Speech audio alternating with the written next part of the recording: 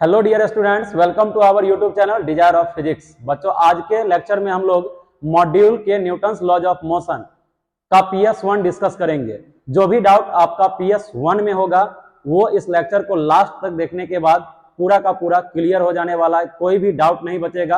आपके PS1 में 10 question दिया हुआ है, 1 बाय 1 सारे क्वेश्चन का हम लोग सोल्यूशन करेंगे। तो बच्चों यहाँ पर ध्यान देना है फर्स्ट क्वेश्चन की तरफ। यहां कहा जा रहा है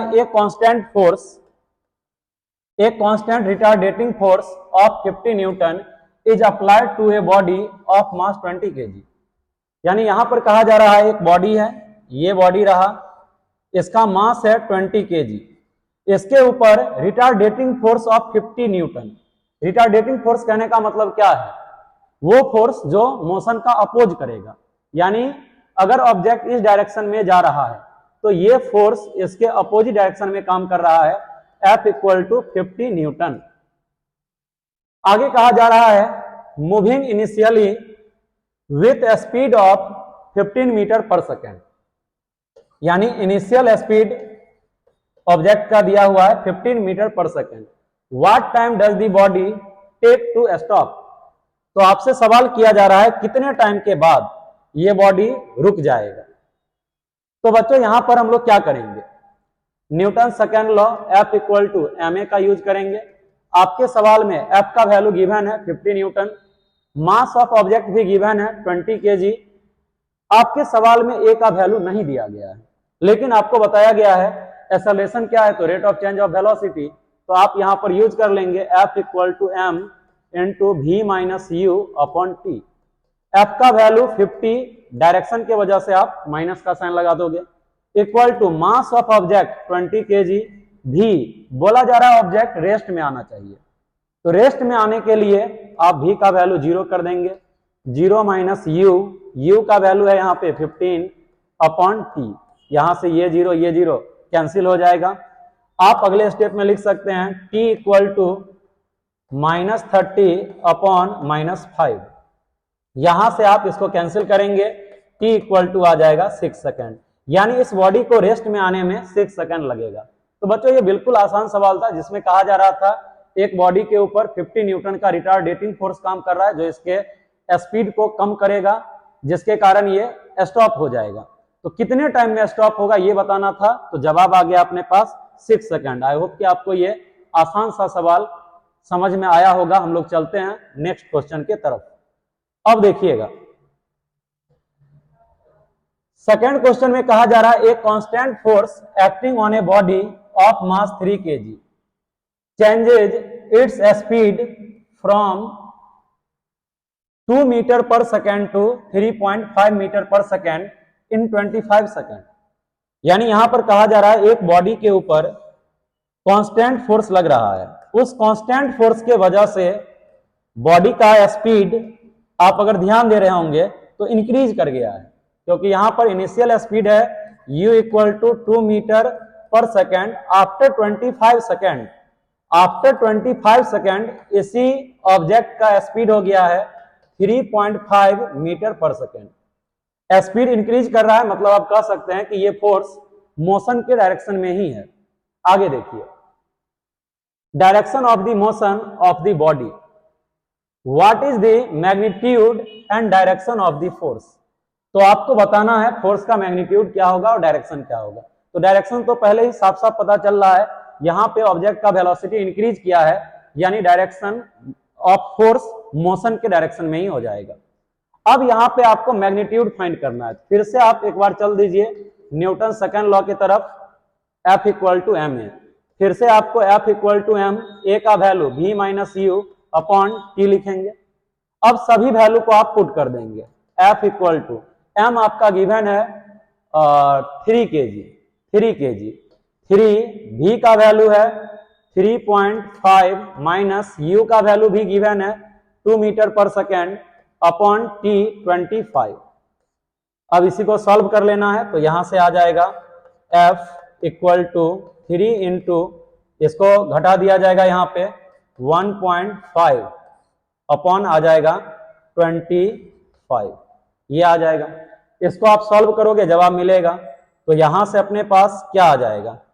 आ जाएगा यहां से 3 इंटू 3 डिवाइडेड बाय, यहां से आप लिख सकते हैं इसको कितना, 50, ये 50 आ जाएगा। आप यहां से इसको डिवाइड कर दोगे, एफ का वैल्यू मिल जाएगा 0.81 न्यूटन। तो यहां पर इतना फोर्स अप्लाई किया जाएगा इस बॉडी के ऊपर वेलोसिटी को 2 मीटर पर सेकेंड से 3.5 मीटर पर सेकेंड लाने के लिए। तो ये भी बिल्कुल आसान सवाल है, कुछ इस तरह का डिफिकल्ट है नहीं जो आप लोग को समझ में नहीं आए। तो चलिए अब अगले क्वेश्चन की तरफ बढ़ते हैं।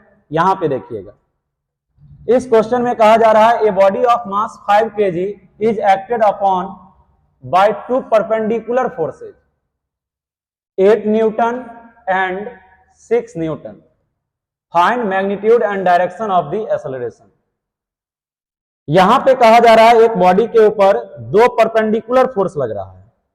ये एक सरफेस है, इसके ऊपर एक बॉडी रखा हुआ है, ये इसके ऊपर 2 परपेंडिकुलर फोर्स, एक का मैग्नीट्यूड है 8 न्यूटन, दूसरे का मैग्नीट्यूड है 6 न्यूटन।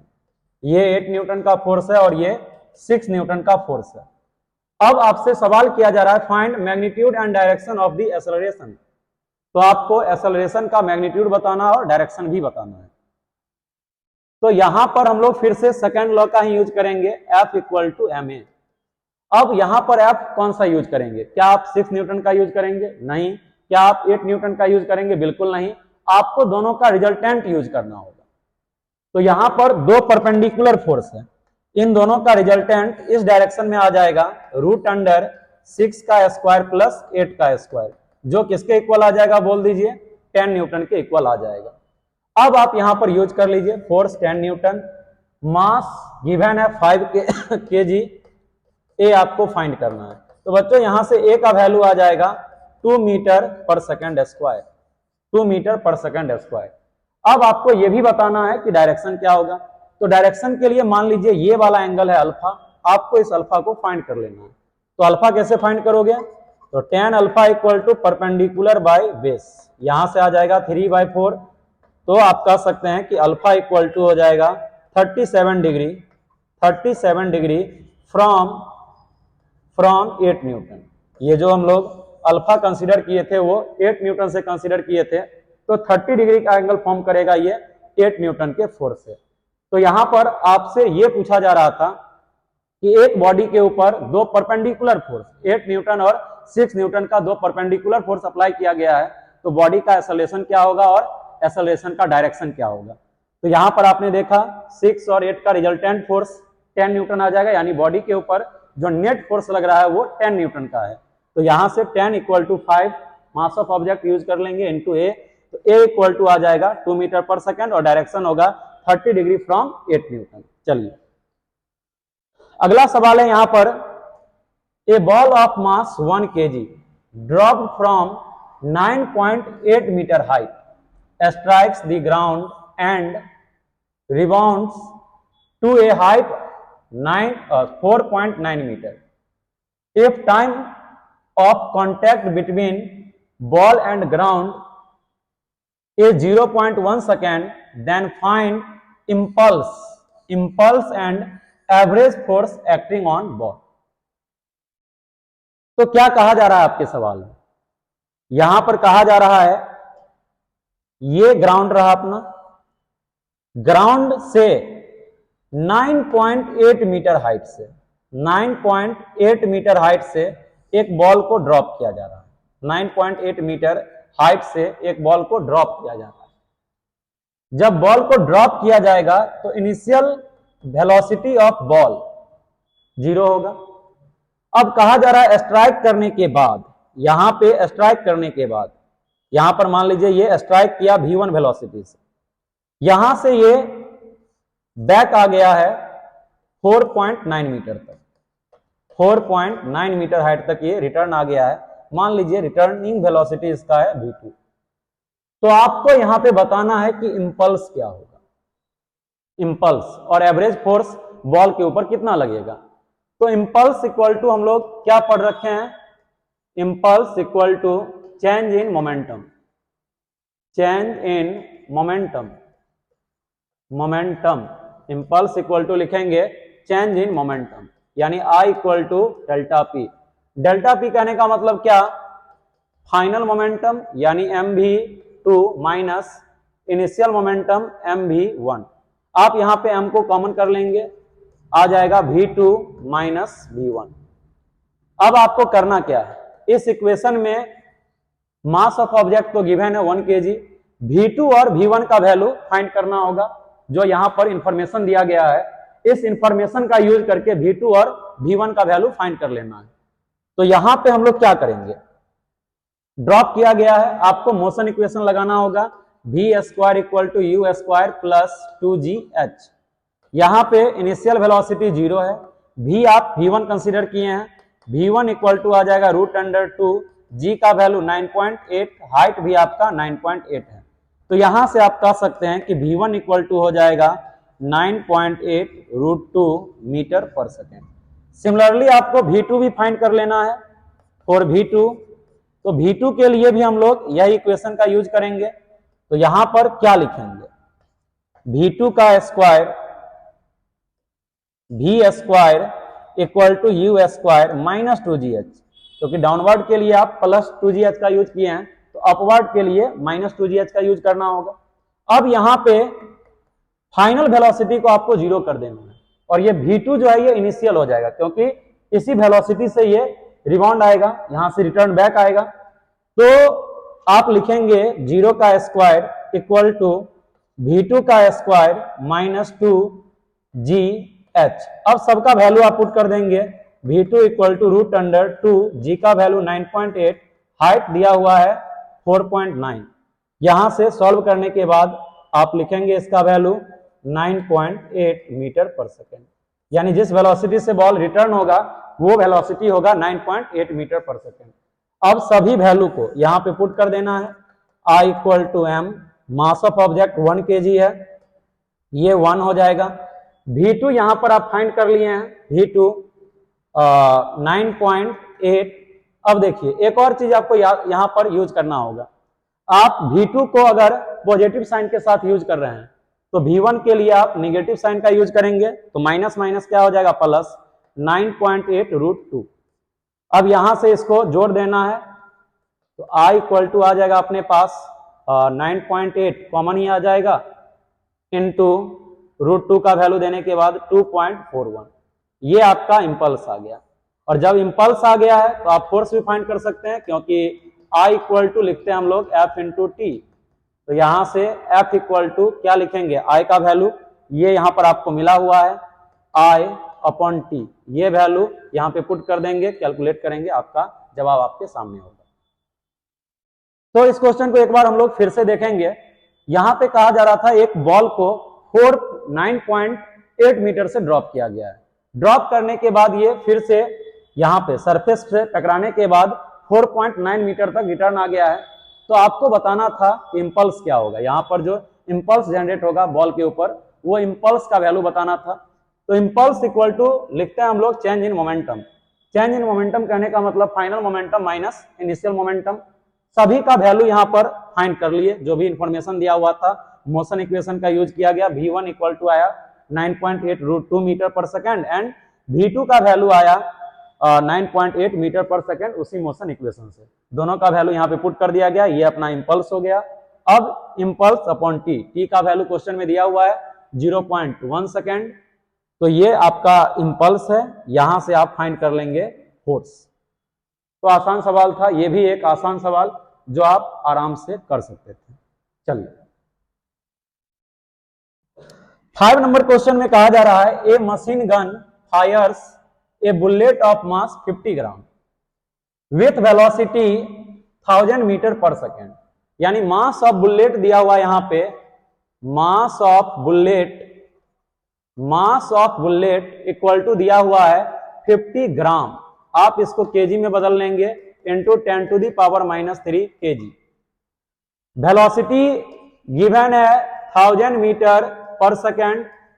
अब आपको बताना है if the average force acting on the gun is 200 newton. Gun के ऊपर जो एवरेज फोर्स लग रहा है फायर करने में वो है 200 न्यूटन।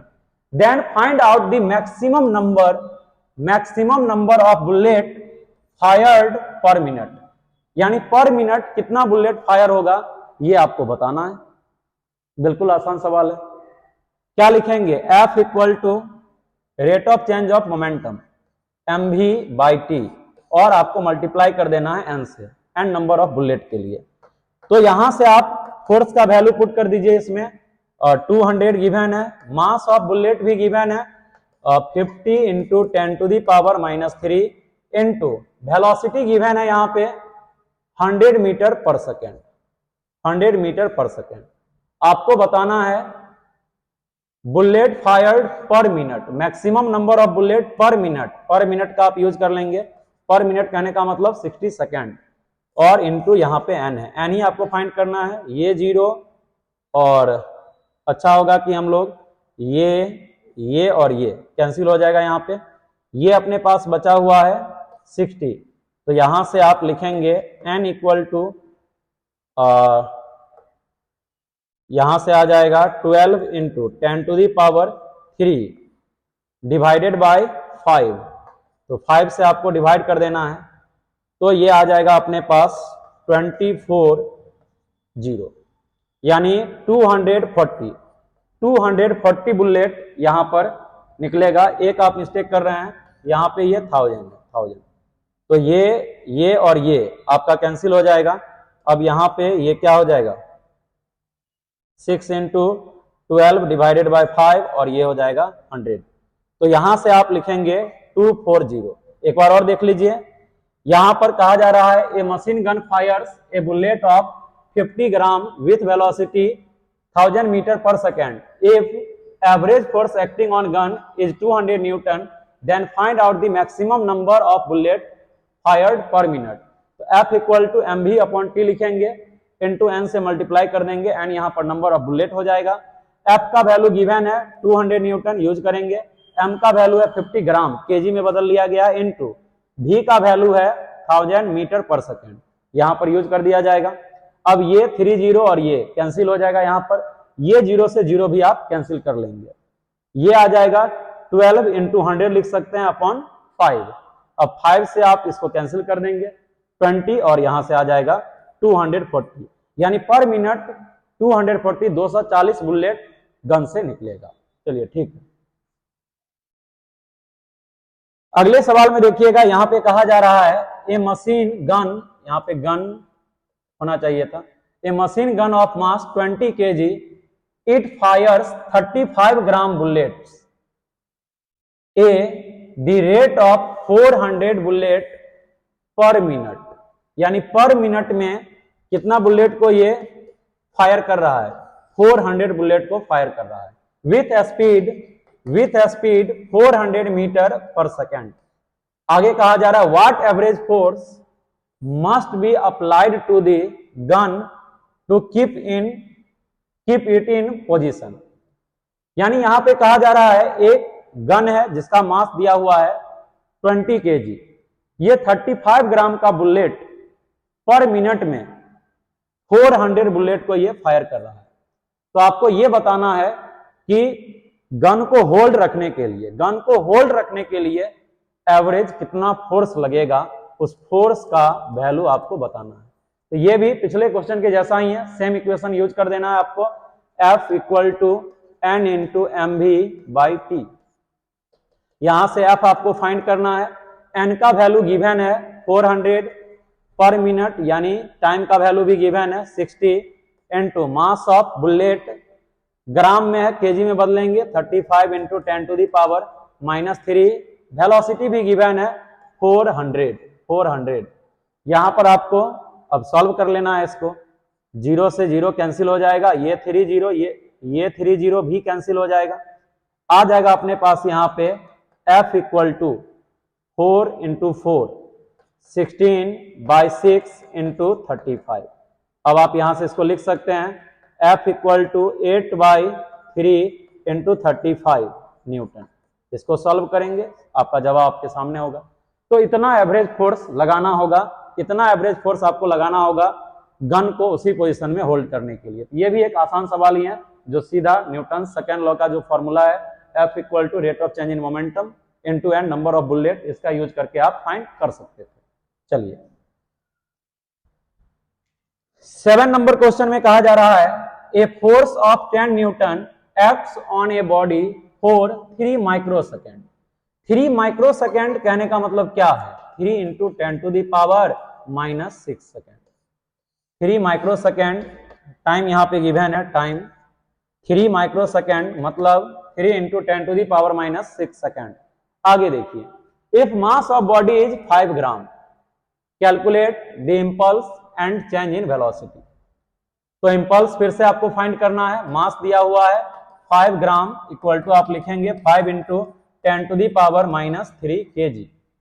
इम्पल्स के लिए हम लोग यहां पर यूज करेंगे फोर्स इंटू टाइम। क्यों यूज करेंगे? क्योंकि आपके क्वेश्चन में फोर्स भी गिवन है F इक्वल टू 10 न्यूटन। हाँ, तो यहां पर F का वैल्यू यूज कर दीजिए 10 और टाइम का वैल्यू है into 3 into 10 to the power minus 6। तो यहां से अपने पास आ जाएगा impulse equal to 3 into 10 to the power minus 5 newton second, इसका यूनिट हो जाएगा। ये आपका इम्पल्स आ जाएगा। बेहद आसान सवाल बच्चों, PS1 में तो बिल्कुल एकदम कह दीजिए जीरो लेवल क्वेश्चन, एकदम प्रैक्टिस करने जैसा है। आप न्यूटन सेकेंड लॉ को ही बार बार प्रैक्टिस कर रहे हो, सिमिलर टाइप का क्वेश्चन भी मिल रहा है, तो इसमें डाउट आना नहीं चाहिए था। अगर थोड़ा बहुत आया भी है तो आप उसको जल्दी से सॉर्ट आउट करोगे, क्योंकि फिर PS2 में इससे कुछ अच्छे क्वेश्चन मिलेंगे। और कमेंट करके भी बताना है, अगर कहीं पे कोई बात आपको नहीं समझ में आया हो, कोई दिक्कत हो रहा हो, तो कमेंट करके बताना है कि सर यहाँ पे आप अगले लेक्चर में थोड़ा अच्छे से समझाना, तो उस पर एकदम काम किया जाएगा। चलिए ठीक, अब यहां पर है इंपल्स तो आपने फाइंड कर लिया, चेंज इन वेलोसिटी तो आप यूज कर लेंगे I equal to change in momentum. तो यहां से लिखेंगे I equal to m into delta v. Delta v आपको फाइंड करना है, डेल्टा भी इक्वल टू क्या लिखेंगे I अपॉन m। I का वैल्यू आप फाइंड कर चुके हैं, कितना है 3 into 10 to the power minus 5। 3 into 10 to the power minus 5 mass यहां पर है, mass 5 gram, 5 into 10 to the power minus 3। आप इसको लिख सकते हैं 0.6 into 10 to the power minus 2, यानी आप लिख सकते हैं 6 into 10 to the power minus 3 metre पर सेकेंड। ये वेलोसिटी हो जाएगा 6 into 10 to the power minus 3 metre पर सेकेंड। तो आसान सवाल ही था। चलिए ठीक, 8 नंबर क्वेश्चन में कहा जा रहा है a body of mass 0.025 kg moving with velocity 12 meter per second is stopped by applying a force of 6.0 Newton. बच्चों यहाँ पे 6.0 नहीं होगा, ये 0.6 होगा, ये 0.6 newton, 0.6 newton. Calculate the time taken to stop the body, also calculate the impulse of this force. तो यहां पर क्या कहा जा रहा है कि 0.25 एक बॉडी है जिसका मास 0.025 kg है, ये मूव कर रहा है विथ वेलोसिटी 12 मीटर पर सेकेंड। तो इसको रोकने के लिए जो फोर्स इस पर अप्लाई किया गया है वो 0.6 न्यूटन का है। तो आपको टाइम फाइंड करना है। फर्स्ट क्वेश्चन भी लगभग इसी के जैसा था। फिर आप लोग सेकेंड लॉ का यूज करेंगे, F equal to m into v minus u upon t। यहां पर फोर्स गिवन है 0.6, मास ऑफ ऑब्जेक्ट है 0.025, स्टॉप होगा तो v 0 हो जाएगा, माइनस u का वैल्यू गिवन है 12 अपॉन t आपको फाइंड ही करना है।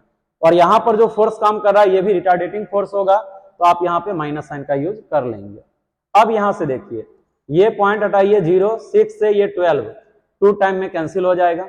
आप लिखेंगे यहां से t equal to 0.025 into 10 into 2, तो यहां से आ जाएगा 5 सेकेंड, यानी 5 सेकेंड बाद ये ऑब्जेक्ट रेस्ट में आ जाएगा। फिर आगे कहा जा रहा है ऑल्सो कैलकुलेट द इम्पल्स, तो आपको I इक्वल टू क्या लिखना होगा, बोलो ना, F इंटू टी। F का वैल्यू गिवन है 0.6 इंटू टाइम भी आप फाइंड कर चुके हैं 5 सेकेंड, तो यहां से आ जाएगा 3 न्यूटन सेकेंड। ये आपका इम्पल्स हो जाएगा, इम्पल्स हो जाएगा 3 न्यूटन सेकेंड और टाइम 5 सेकेंड, यानी ये ऑब्जेक्ट 5 सेकेंड में रुक जाएगा। कितने टाइम के बाद, कितने इम्पल्स, और इम्पल्स इस पे कितना लगेगा, तो 3 न्यूटन पर सेकेंड। चलिए आगे देखते हैं। 9 नंबर क्वेश्चन में कहा जा रहा है a batsman deflects a ball by an angle of 90 degree without changing its initial speed, without changing in initial speed, यानी बॉल जिस वेलोसिटी से आया है उसी वेलोसिटी से रिटर्न भी हुआ है। आगे कहा जा रहा है which is equal to 54 km पर आवर। यू का वैल्यू यहाँ पे 54 km पर आवर गिवन है। आप इसका पहले यूनिट चेंज करेंगे, मीटर पर सेकेंड में लाने के लिए 5/18 से मल्टीप्लाई कर देंगे, मीटर पर सेकेंड इक्वल टू आ जाएगा ये 15 मीटर पर सेकेंड। आगे what is the impulse imported to the ball, mass of ball 0.15 kg। तो बच्चों आपको यहाँ पे इंपल्स बताना है। तो मान लीजिए यहाँ पर ये बैट्समैन का बैट रहा, ये यहाँ पे ये बैट है। अब इस पे 90 डिग्री के एंगल पर, जैसे मान लीजिए इधर से बॉल ये स्ट्राइक हुआ और ये इस तरह से रिफ्लेक्ट हो गया यहाँ से, ये एंगल यहाँ पे इन दोनों के बीच का एंगल 90 डिग्री है। 90 डिग्री यानी ये वाला एंगल आप बोलेंगे 45 डिग्री और ये वाला एंगल भी 45 डिग्री। ये जिस वेलोसिटी से आया है उसी वेलोसिटी से रिटर्न भी हुआ है। यानी अगर u से ये आया होगा तो u से ही ये रिटर्न भी हुआ है। तो आप दोनों वेलोसिटी का ये कंपोनेंट क्या लिखेंगे, 2u cos 45 degree. Impulse find करना है, I इक्वल टू लिखेंगे चेंज इन मोमेंटम, यानी I इक्वल टू यहां पर आ जाएगा 2mu cos 45 डिग्री। अब बस आपको सभी वैल्यू को पुट करके कैलकुलेट कर लेना है। 2 मास ऑफ ऑब्जेक्ट 0.15 इंटू यू का वैल्यू 15 इंटू cos 45 डिग्री 1/√2। आप इसको सॉल्व करेंगे, यहां से आपका इंपल्स मिल जाएगा। ये आपका इंपल्स हो गया 2 इंटू 0.15 इंटू 15 इंटू 1/√2। तो ये भी आसान सवाल ही था। यहाँ पे आपको इंपल्स फाइंड करना था, कितना इंपल्स बैट इंपोर्ट करेगा वही आपको बताना था टू दी बॉल। बैट यहाँ पर बॉल को कितना इंपल्स देगा ये इंपल्स आपको बताना था। तो यहाँ पर जिस वेलोसिटी से आया था उसी वेलोसिटी से रिटर्न हुआ है। आप u का दोनों कंपोनेंट डायरेक्शन अपोजिट है, दोनों का डायरेक्शन अपोजिट है, इसीलिए चेंज जो आप फाइंड करेंगे वो चेंज कितना आ जाएगा 2u cos 45 डिग्री। एक को आपको प्लस साइन में लेना है, दूसरे को माइनस साइन में लेना है। तो यहां से I इक्वल टू ये आ जाएगा। चलिए 10 नंबर क्वेश्चन, और ये हमारा आज के सेशन का लास्ट क्वेश्चन भी है। इसमें कहा जा रहा है the magnitude of force in newton acting on a body varies with the in microsecond. यानी आपका जो इधर टाइम, जो भी टाइम देख रहे हैं यहाँ पर दिया हुआ भी है, ये फोर्स और टाइम ग्राफ है, टाइम ग्राफ जिसमें टाइम का वेरिएशन दिया हुआ है माइक्रोसेकेंड में टाइम का value as shown in figure. A B B C and C D are straight line segments. Find the magnitude of the total impulse of the force in Newton second on the body from t equal to 4 microsecond to 16 microsecond। 4 microsecond मतलब यहां से लेकर के यहां तक का आपको impulse बताना है।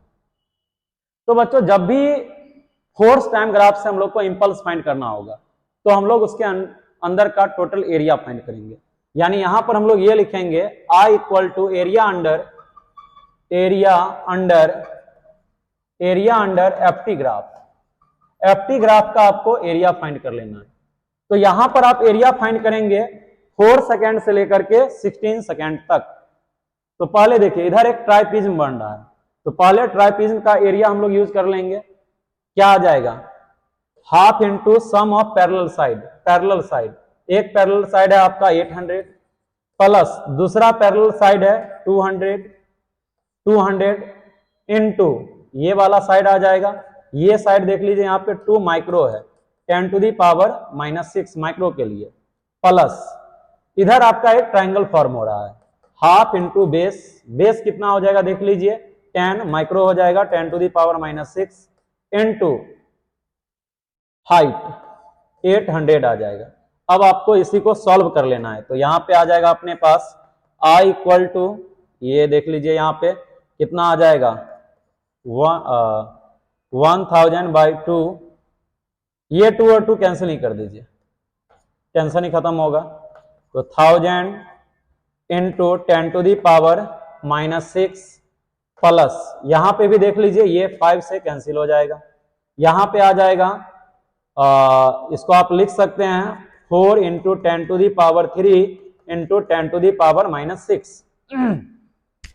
यहां से अगले स्टेप में आप लिख सकते हैं इसको, इधर आ जाएगा 4 और 1 5 इंटू 10⁻³ न्यूटन सेकेंड। ये आपका इंपल्स हो जाएगा, यहां पे इंपल्स आ जाएगा 5 इंटू 10⁻³ न्यूटन सेकेंड। यहाँ पे 3 0 कैंसिल होगा, यहाँ पे भी 3 0 और 3 0 कैंसिल होगा, तो 4 और 1 कितना आ जाएगा 5 इंटू 10⁻³ न्यूटन पर सेकेंड। चलिए 4 9। चलिए तो आज के लेक्चर में PS1 में जितने भी क्वेश्चन दिए हुए थे सारे क्वेश्चन को हम लोग सॉल्व कर लिए हैं। अब आपको पूरा लेक्चर देखने के बाद अगर कोई डाउट रह गया तो वो भी आप कमेंट करके बताएंगे। अगर लेक्चर आपको बहुत अच्छे से समझ में आया है तो वो भी आपको कमेंट करके बताना है।